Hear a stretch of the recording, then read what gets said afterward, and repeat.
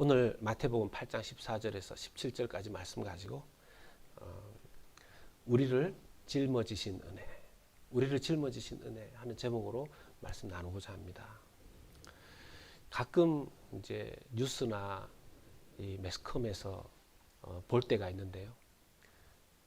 철없는 자녀 때문에 그 부모님이 대신해서 고개를 숙이고 또 사죄를 하고 그런 경우들을 볼 때가 있습니다.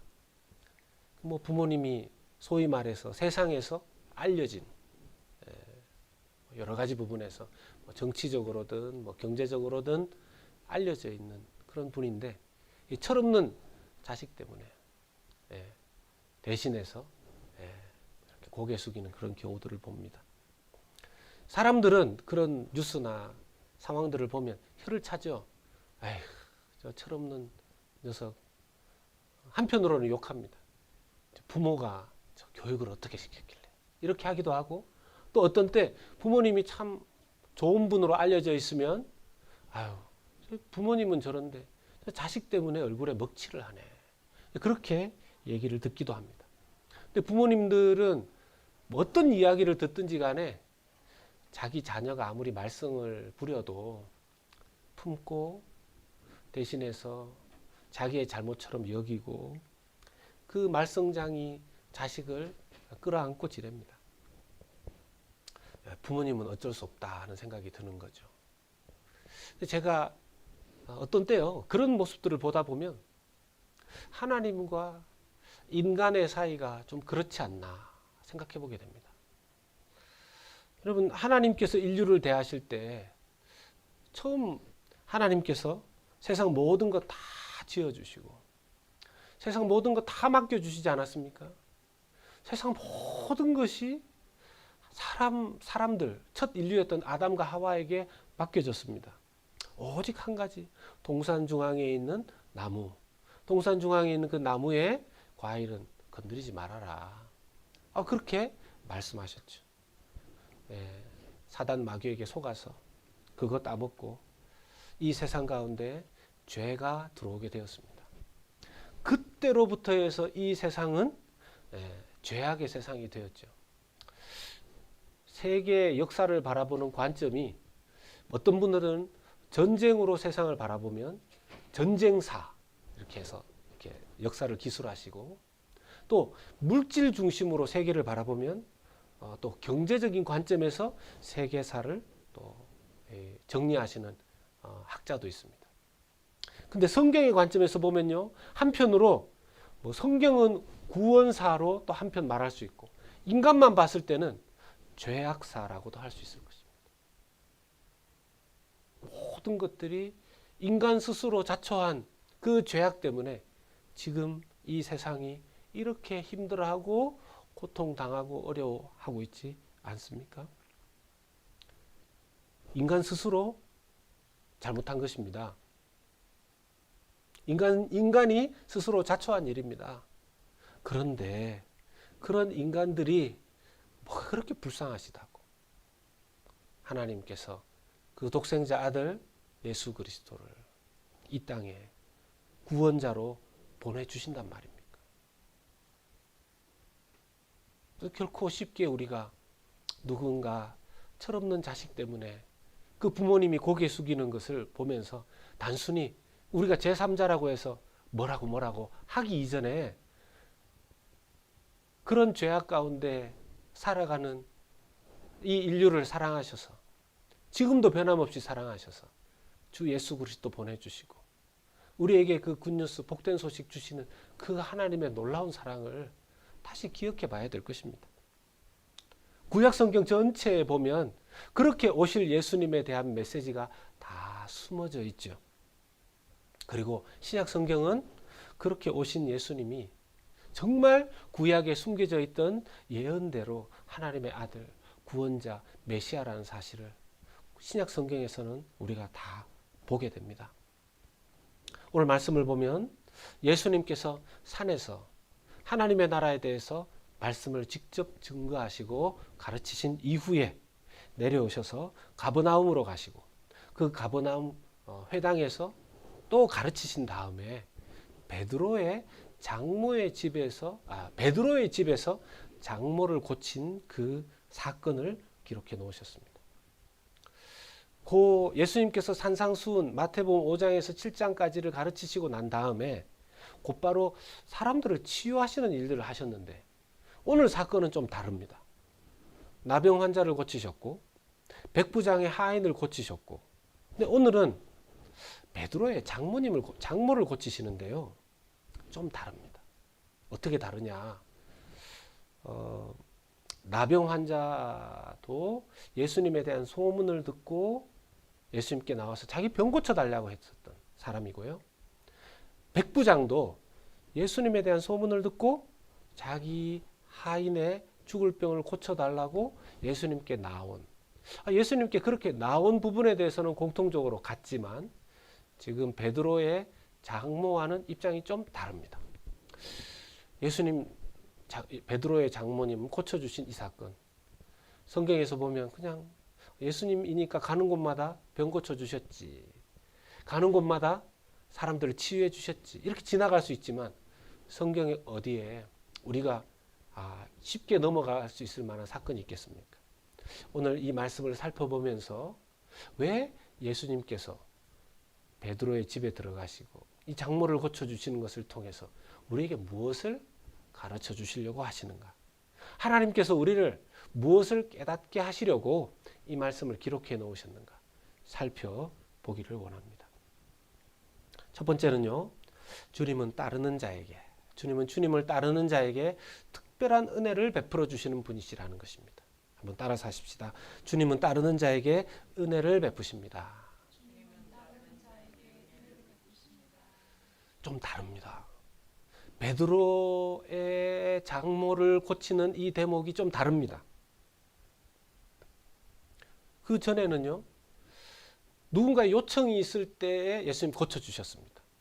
근데 지금 베드로의 집에는 예수님 그냥 스스로 찾아가신 거죠. 아무 다른 얘기가 없어요. 오늘 말씀 마태복음 8장 14절 말씀을 봅니다. 예수께서 베드로의 집에 들어가사 그의 장모가 열병으로 앓아 누운 것을 보시고, 예수님께서 베드로의 집에 그냥 들어가셨어요. 그리고 그 장모가 앓아서 누운 것을 보시고 고쳐 주십니다. 여기서 이제 한번 생각해 볼 것이 있는데, 여러분, 베드로의 집에 지금 들어가셨는데 예수님께서 지금 회당에서 가르치시고 곧바로 베드로의 집에 찾아오신 이 장소는 가버나움이라는 곳입니다. 이스라엘 전체 지도 중에 갈릴리 호수를 이렇게 놓고 보면 가버나움이라는 지역은 북서쪽 쪽에 있습니다. 거기에서 3, 4마일 정도 더 올라가면 벳세다라는 곳이 있는데요. 여러분, 베드로의 원래의 출신은 가버나움이 아니고 벳세다입니다. 그러면 베드로의 집이 원래 가버나움에 있어야 되는 게 아니라 벳세다에 있어야 되는 것이 맞지 않겠습니까? 신약의 성경학자들이 이 부분을 짚어냈습니다. 왜 베드로의 집이 가버나움에 있는가? 벳세다 출신인데. 물론 거리상으로 3, 4마일밖에 안 되기 때문에 어부할 때 이렇게 출퇴근했나? 그럴 리는 없죠. 그때 당시만 하더라도 지금 우리가 3, 4마일이라고 하지만 차로야 금방이고 하지만 3, 4마일 걸어서 매일매일 그 어부 일을 그렇게 할 이유가 없죠. 일부에 여러 가지 해석이 있는데 신약학자들 중에서 하나의 해석을 제가 보면서 참 마음에 와닿았습니다. 어떤 얘기냐 하면요, 베드로는 예수님 부름을 받아서 예수님 제자가 된 이후에 베드로뿐만 아니라 베드로의 아내, 심지어 베드로의 장모까지 예수님을 따르기 시작했다는 거죠. 그리고 여러분 가버나움은 예수님의 고향도 갈릴리 아닙니까? 갈릴리에서 주로 사역하지 않으시고 가버나움에서 사역하셨습니다. 가버나움은 예수님의 사역의 본부와도 같은 곳입니다. 그 곳으로 베드로가 이사하신 것이다 하고 신약학자들 중에서 주장하는데요. 저는 그게 참 마음에 와닿았습니다. 간혹 드물게 제가 그런 케이스들을 보는데요. 한국에서도 어떤 성도님들은 집을 이사할 때, 집을 정할 때 어떤 분들은 집을 어디에 보통 정하십니까? 자녀가 있는 분들은 학군이 좋은 쪽에, 예. 또 집을 구하셔야 되는 어떤 분들은 집세가 싼 쪽에, 예. 투자해서 돈을 어떻게 하셔야 되는 분들은 집값이 막 올라가는 쪽에, 뭐 그럴 수도 있겠죠. 그런데 어떤 분들은요, 어떤 성도님들은 교회에 가까운 쪽에 집을 구하시는 분들이 계시더라고요. 심지어 교회가 건축을 하거나 이사를 하잖아요. 그러면 멀쩡한 집, 자기가 거기에서 살아야 돼도 괜찮으신데 이사를 교회 따라 가시는 분들 봤습니다. 여러분들 보신 적 있으시죠? 여러분들 중에서도 그런 분들도 계실 수 있고요. 제가 미국에서도 그런 교회, 그런 교인들을 좀 본 적이 있습니다. 드물기는 하지만. 베드로 역시 그의 출신인 벳세다가 아니라 예수님의 사역의 본부와도 같은 가버나움으로 옮겼다라는 것. 참 그 부분이 저는 와닿았습니다. 이걸 뒷받침해 주는 게 베드로의 장모의 이야기입니다. 자, 오늘의 말씀에 보면요. 베드로의 집에 베드로의 장모님이 함께 살았었어요. 그런데 베드로의 장모가 알아 누웠습니다. 베드로의 장모가 알아 누웠는데 여기에 이 본문에는 그냥 열병으로 알아 누웠다라고 되어 있지만 다른 복음서에 보면 죽을 병, 심각한 열병이라고 되어 있어요. 그때 당시에 이 병을 학자들은 말라리아로 봅니다. 오늘날도 이렇게 말라리아, 지금 아프리카나 다른 그런 지역 쪽으로 선교 나가시는 분들은 말라리아 약을 그쪽에 가기 전에 꼭 약을 드셔야 된다 그래요. 굉장히 독한 약이라고 그러는데 몇 주 전부터 그걸 드셔야 된다 그럽니다. 근데 그 약을 먹어도 말라리아가 걸리지 않는다는 건 아니에요. 뭐 그 말라리아를 일으키는 모기라든지 이런 데 물리면 약을 먹지 않으면 목숨이 위험하다는 거죠. 목숨을 구할 수 있다고 그러더라고요. 지금이야 약을 드시고 좀 해결책이 좀 있을까 몰라도 제가 아는 선교사님도 아프리카 선교사님인데 말라리아에 걸렸다가 정말 죽다 살아났다 그러시더라고요. 그러니까 이때 당시쯤이면 말라리아에 걸려서 했다면 뭐 얼마나 위독했겠습니까? 예수님 살려주신 거죠. 그런데 예수님께서 살려주시는 그 과정을 볼 때 말씀을 잘 보면 15절의 말씀을 봅니다. 오늘 마태복음 8장 15절 말씀 보면 그의 손을 만지시니 열병이 떠나가고 여인이 일어나서 예수께 수종들더라. 저는 이전에 그렇게 생각했습니다. 베드로의 장모가 예수님께 이 죽을지도 모르는 열병, 말라리아 같은 이 열병을 앓고 있다가 예수님이 고쳐주셔서 너무 감사해서 그때부터 예수님을 섬기고 예수님을 따르고 예수님의 여종이 되었구나. 저는 그렇게 생각했거든요. 좀 연구를 해보니까 달랐습니다. 여기에 15절에 나오는 예수께 수종들더라. 이 수종들더라 하는 동사가 이 헬라어의 문법을 찾아보니까요. 이게 미완료형으로 되어 있더라고요. 여러분 미완료형이 어떤 의미를 가지냐면 과거부터 쭉 해와서 그때도 계속 지속적으로 하고 있을 때 미완료형을 쓴다는 겁니다. 그럼 무슨 뜻이 됩니까? 베드로의 장모는 이전부터 예수님을 섬겨왔었다라는 것이죠. 이전부터 예수님을 쭉 섬겨왔던 그 여인이 지금 이 열병에 걸려서 잠시 누워있는 그런 상황이었는데 예수님께서 고쳐주셔서 일어나자마자 다시 예수님을 이전처럼 계속해서 섬겼다라는 것입니다. 베드로도 그렇고 베드로의 장모도 그렇고 예수님을 신실하게 따랐던 사람들인 것을 우리가 알 수 있습니다. 베드로의 장모님 나이는 한 얼마쯤 됐을까요? 보통 우리가 알고 있기를 베드로가 12제자 중에서 나이가 좀 많은 제자로 알고 있죠. 근데 그 중에서도 베드로의 장모님이시니까 나이가 좀 있지 않으시겠습니까? 그런 베드로의 장모님이 오늘 요즘 같은 경우에는 100세 시대, 운이 나쁘면 120세까지 살게 되는 이런 시대라고 누가 하던데요. 100세 시대라고 하는 이런 때에는 뭐 누구의 장모님쯤 되어도 뭐 나이 한창이시겠죠. 근데 그때 당시에 만약에 뭐 60대쯤 되셨다. 이러면 여러분 지금으로부터 2000년 전에 60대 나이면 굉장히 나이가 많은 쪽에 들어갈 수 있죠. 그럼에도 불구하고 베드로의 장모님은 예수님을 열심히 섬기는 여인이었습니다. 소위 말해서 죽다가 살아났음에도 불구하고 예수님을 계속해서 섬기는 여인이었습니다.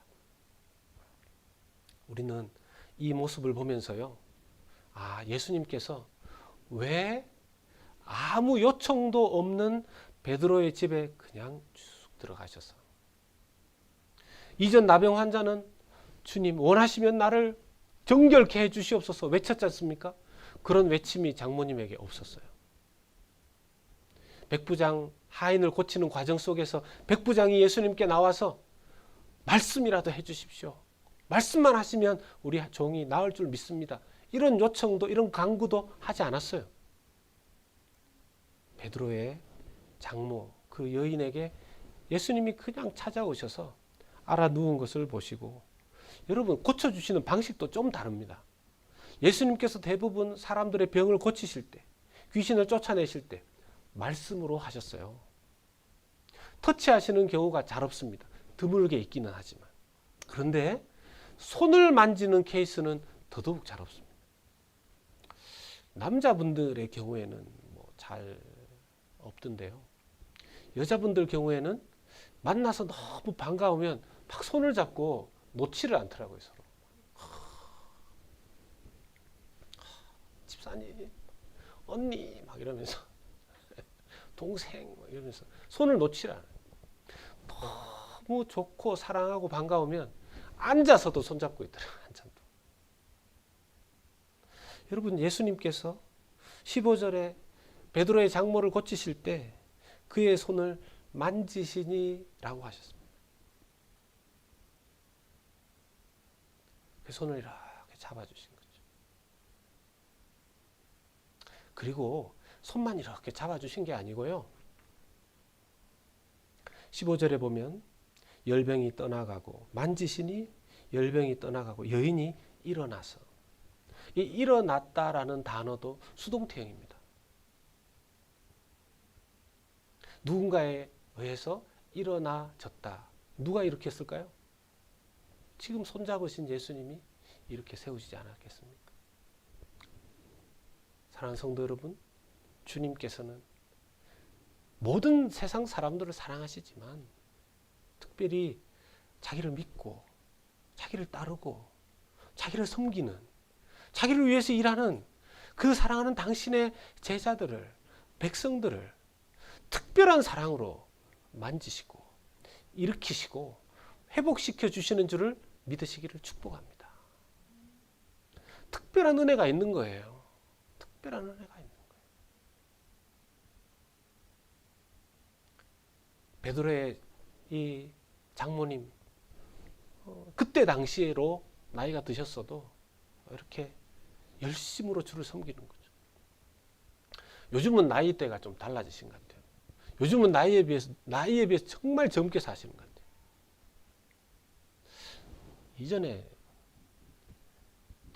제가 어렸을 때만 해도 누군가가 이렇게 환갑, 회갑 이런 거 하시면 잔치하고 그랬었거든요. 제가 어렸을 때 그런 기억이 납니다. 요즘은 제가 벌써 그 얘기 들은 지 꽤 좀 됐는데, 어떤 장로님인가 이렇게 함께 있는데 누가 옆에서 얘기해 줬어요. 아유, 장로님, 누구누구 집사가 지난주에 그 환갑이었다고. 그렇게 얘기하니까 그 장로님이 그러세요. 요즘 젊은 사람들은 자꾸 생일을 챙겨 먹으려고 한다고.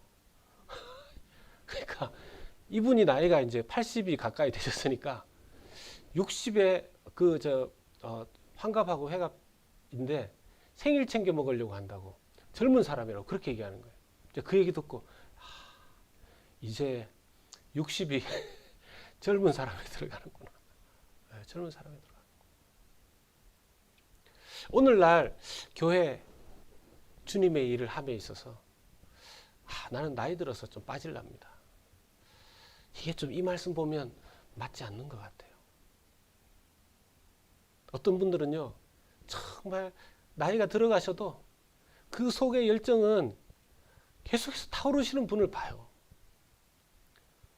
내가 예수님을 따르는 자로, 나는 지금도 예수님이 좋고, 나는 예수님의 복음을 지금도 전하고 싶어서 지금도 열심으로 주를 섬기는 분들을 봅니다. 그런 분들을 보면요, 정말 고개 숙여집니다. 어떤 때는 부끄러워요. 제 나이 얼마 안 돼서 주님 힘듭니다 이럴 때 이 선배님들, 선배 목사님들, 선배 선교사님들 그렇게 뛰시는 걸 보면 정말 부끄럽고 고개 숙여지고 존경스럽습니다. 사랑하는 성도 여러분, 주님을 따르되 베드로의 장모처럼 주님의 특별한 은혜를 사모하면서 주님께서 고쳐주시면 또 주를 위해서 뛰고, 주님께서 붙들어 세워주시면 또 주님을 위해서 살아가시는 그런 특별한 은혜의 주인공들 다 되시기를 주의 이름으로 축원합니다. 두 번째는요, 주님 우리를 말씀으로 치료하신다는 것입니다.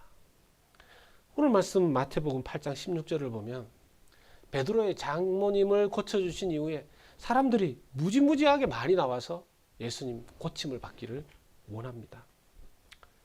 저물매 사람들이 귀신 들린 자를 많이 데리고 예수께 오거늘 예수께서 말씀으로 귀신들을 쫓아내시고 병든 자들을 다 고치시니, 베드로의 장모를 고친 방법과 다르게 고치시죠. 말씀으로 고치십니다. 헬라어로 보니까 이 말씀이 그냥 예수님이 이렇게 단순하게 나 그게 아니고 이렇게 어떤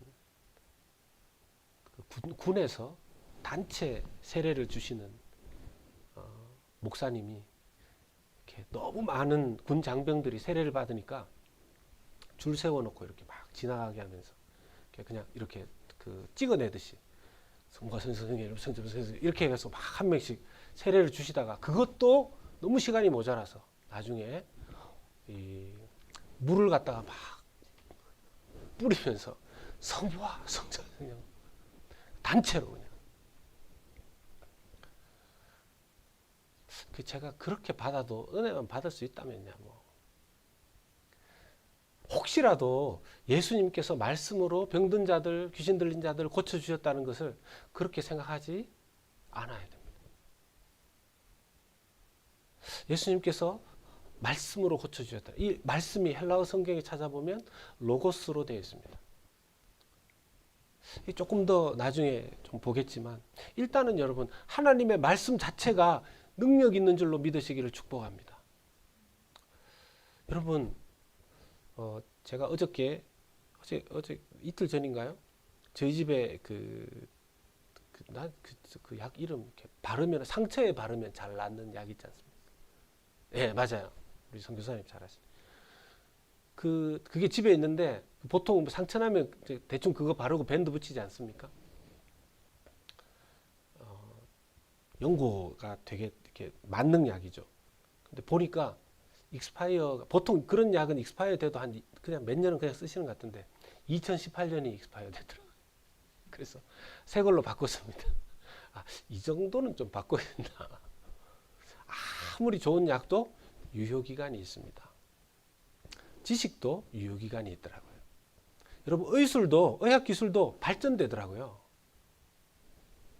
이 세상에 유일하게 한계와 유효기간이 없는 것은 하나님의 말씀밖에 없는 줄로 믿습니다. 좌우의 날선 검과 같은 그 하나님의 말씀의 능력, 사람을 살리시고 변화시키고 하나님 만나게 하고 믿게 하고 우리를 주님을 바라보게 하는 그 능력은 제한 없이 유효기간 없이 우리에게 놓여져 있는 거죠. 그렇다면 여러분 하나님의 말씀을 날마다 읽고 묵상하는 것은 우리에게 정말로 중요한 습관입니다. 믿는 자들에게. 내 영적인 건강도를 점검할 수 있는 것 중에 하나가 내가 하나님의 말씀을 매일매일 정기적으로 읽고 묵상하고 있느냐는 거죠. 팬데믹이 2020년에 딱 터지면서요. 제일 많이 이렇게 이슈가 된 게 있습니다. 뭐 백신, 뭐 몇 가지 이렇게 있지만 그 중에 하나가 뭡니까? 면역력이에요. 그때부터 불티나게 팔렸던 게 있습니다. 한국의 생강, 미국 생강. 사람들이 생강에 또 뭐 마늘에 또 이게 또 김치가 갑자기 그때 또 이렇게 급부상했잖아요. 김치에 들어있는 유산균이 좋다. 뭐 이래가지고 또 김치. 면역력을 높이기 위해서 뭐 사람들이 막 인삼 뭐 막 그런 걸 생각하면 많은 사람들이 얘기하죠. 바이러스에 걸리지 않으려면 걸려서도 잘 이겨내는 방법이 면역이 좋은 것이다. 여러분 영적인 면역력은 어떡합니까? 하나님 말씀을 그냥 요즘 보기도 싫고 다 알고 있고 모르는 것도 아니고 하루 이틀 멀리하고 하다 보면 자기에게 어떤 문제가 생깁니까? 영적인 면역력이 자기도 모르게 약해져 버리는 것이죠. 겉으로 볼 때는 멀쩡합니다. 속으로는 영적인 면역력이 너무 약해지는 거죠. 작은 것 하나에 확 나빠질 수 있습니다. 쉽게 넘어지고 흔들릴 수 있습니다. 매일매일 하나님 말씀 묵상하고 읽고 한다고 해서 뭐 확 달라집니까?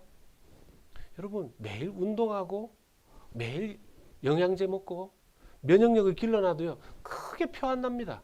언제요? 자기도 모르는 사이에 건강해져 있는 것처럼 하나님 말씀을 대하면 매일매일 읽고 묵상하면 영적인 면역력이 좋아지는 거죠. 여러분 다시 하나님의 말씀을 묵상하고 읽는 결단하십시오. 오늘이 7월 첫째 주일이에요. 2020년 상반기가 확 지나갔습니다. 정말 2022년은 어떻게 될까 이 생각을 얼마 전 송구영 씨 예배 때 했던 것 같은데 상반기가 확 다 지나갔어요. 하반기 때 여러분 다른 어떤 것도 중요하지만 주님을 따르는 우리들 영적인 면역력은 항상 우리에게 있어야 합니다. 왜? 귀신이 돌아다니는 시대, 세상 아닙니까? 여전히 죄악된 세상 아닙니까? 여전히 믿는 자들을 공격하고 믿는 자들을 어려움에 놓이게 하는 그런 영적인 역사들이 계속 있는 시대 아닙니까? 우리는 영적 면역력을 결코 소홀히 해서는 안 될 것입니다. 세 번째는요. 우리 대신 고통을 짊어지신 그 은혜를 날마다 묵상하며 살아야 된다는 것입니다. 오늘 말씀 마태복음 8장 17절 말씀 봅니다. 같이 읽겠습니다. 시작. 이는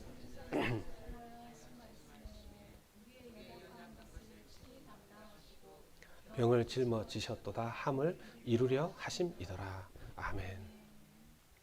선지자 이사야가 무슨 예언을 했는데요? 마태는 선지자 이사야의 구약의 말씀을 인용해서 예수님이 어떤 왕이신지를 설명해 주고 있습니다. 이 신약 성경, 헬라어 성경이 두 가지 버전이 있는데요.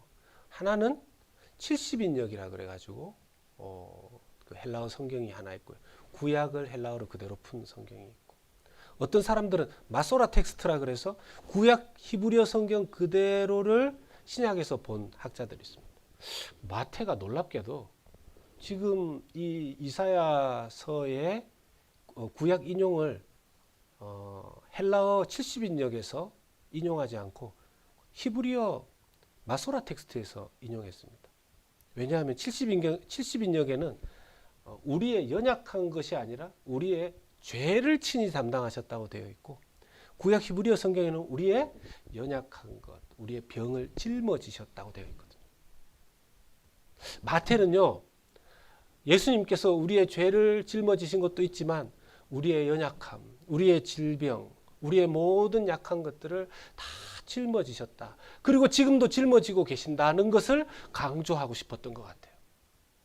사랑하는 성도 여러분, 예수님께서 사람들의 병을 낫게 하실 때 그냥 단순하게 말로 세례 줄 때 물 확 뿌리듯이 세례 줄 때 지나가는 사람들 툭툭툭툭 치면서 성부 성자 성령 이름으로 성주로 하신 것이 아니고 한 명 한 명 모든 약한 자들, 모든 병든 자들, 그들의 고통을 짊어지시는 왕으로서 우리의 연약한 것을 짊어지시고 그 고통을 감당하시는 분으로서 우리를 사랑하시고 우리를 이끄시는 분인 줄 믿으시길 축복합니다. 여러분, 질병이 무서운 이유가 뭡니까? 질병에 고통이 있기 때문이잖아요. 만약에 질병에 아무런 고통이 없다면, 그게 정신적이든 영적이든 신체적인 육체적인 것이든 그것이 우리에게 주는 아무런 페인, 고통이 없다면 질병 감당할 만하지 않겠습니까? 그런데 그게 정신적이든 영적이든 육체적이든 그 질병은요, 우리에게 고통을 줍니다. 예수님께서 모든 질병을 짊어지셨다라는 것이 그냥 그걸 다 나병도 아프셨고 뭐 열병도 아프셨고 그런 뜻이 아니라 그 고통을 짊어지셨다라는 것이죠. 지금도 주님은 우리의 모든 것을, 약한 것을 짊어지시는 주님이십니다. 시편 68편 19절 말씀을 보겠습니다. 같이 우리가 고백하는 마음으로 읽겠습니다. 시작. 날마다 우리 짐을 지시는 주 곧 우리의 구원이신 하나님을 찬송하리로다. 아멘. 아멘. 믿으시기를 축복합니다. 이 말씀을 새기시기를 원합니다. 날마다 짐을 지시는. 우리를 구원하실 때 그냥 입술로 단순하게 내가 널 구원한다. 우리를 사랑하실 때 그냥 입술로 내가 너 사랑한다. 그것이 아니시고요. 우리의 연약함, 우리의 죄악도, 우리의 모든 고통도 다 짊어지시되 날마다 우리의 죄 짐을 짊어지시는 주님. 우리가 그런 얘기, 예화를 많이 들어보셨죠. 내가 가장 고통스러울 때 주님 어디 있었습니까? 나 혼자 있는 것 같습니다. 했는데 주님께서 그림을 보여주시는데 자기가 혼자 있는 것이 아니라 오히려 주님께서 자기를 업고,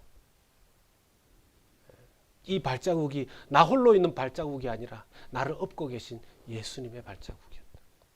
나를 짊어지신 주님의 발자국이었다고 말이죠. 말씀을 맺겠습니다. 예수님을 따를 때, 특별히 오늘은 그냥 예수님께서 나병 환자나 백부장의 하인을 고쳐주셨던 그것과 다르게 예수님을 따르는 자들에게 하나님께서 주시는 은혜가, 특별한 그 은혜가 어떤 것인지 우리에게 좀 말씀해 주시는 것 같습니다. 주님의 생명과 구원의 선물을 우리가 그냥 그저 받은 것이 아니라 예수님의 십자가의 고통을 통한 그 선물임을 우리가 늘 새기고 날마다 깨달을 수 있기를 소망합니다. 나의 죄사함과 구원의 대가를 깨닫는 만큼 베드로의 장모처럼, 베드로처럼 주님을 사랑하고 주님을 섬기고 주님의 복음을 자랑하고 선포하는 귀하고 복된 성도님들 다 되시기를 예수 그리스도 이름으로 축원합니다.